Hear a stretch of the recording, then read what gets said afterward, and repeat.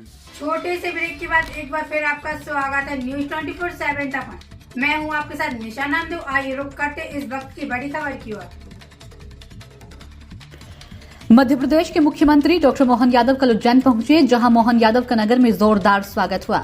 जगह जगह मंच बनाए गए थे। यादव ने उज्जैन में रात गुजारकर सभी मिथक को तोड़ दिया। उन्होंने यह भी बताया कि इस मिथक की शुरुआत कहां से हुई थी। सीएम ने कहा कि सिंधिया परिवार के द्वारा राजनीतिक रणनीति का हिस्सा बनाया गया था। उज्जैन से ग्वालियर राजधानी ले जाने के लिए सिंधिया परिवार ने राजनीति की थी। उज्जैन में सीएम मोहन ने कहा कि महाराज सिंधिया ने पॉलिटिकल घटना की थी, यहां से राजधानी ग्वालियर ले जाना था, इसलिए एक मंत्र फूंक गए थे। तब से यह मिथक चला रहा है कि कोई भी राजा उज्जैन में नहीं रुकेगा। जाने अनजाने में उज्जैन में कोई घटना हुई थी, जिसे राजनीतिक घटना महाराज सिंधिया ने बना दिया था।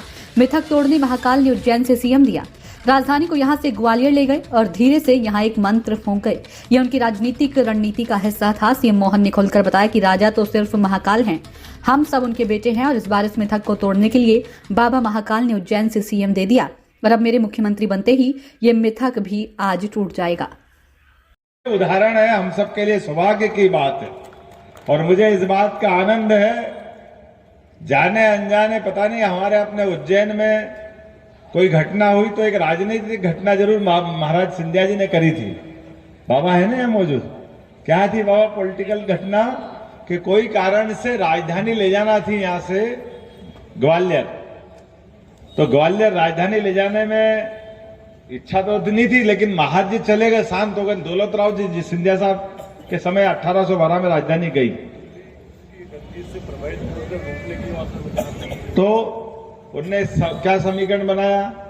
एक तो राजधानी ले गए, दूसरा धीरे से एक मंत्र फूंक गया कि भैया यहाँ राजा रात नहीं रहेगा तो परिवार ही नहीं पड़ गया, कोई आएगा ही नहीं दूसरा कब्जा करने के लिए। ये थी एक उनकी राजनीतिक रणनीति। अब राजनीतिक रणनीति के हिसाब से हमारे भी जाने अनजाने अपन भी कहते राजा रात नहीं देगा, राजा रात नहीं देगा। अरे राजा तो बाबा महाकाल है, हम तो सब बेटे हैं उनके, क्यों रात नहीं देंगे? बाबा महाकाल के बाल बच्चे हम हैं।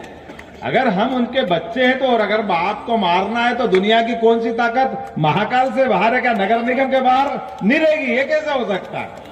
बाबा महाकाल नगर निगम तक ही रहेंगे, ये कौन सी बात?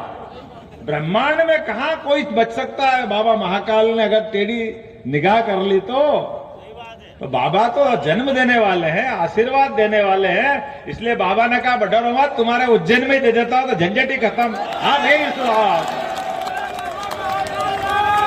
काय का डर है यार? हमने कहा बाबा को ये लोगों का डर मिटाना है। अपन खुश है कि अपन लाए। उनने कहा लाए नहीं दादा, मैं तो तुमको दे रहा हूं।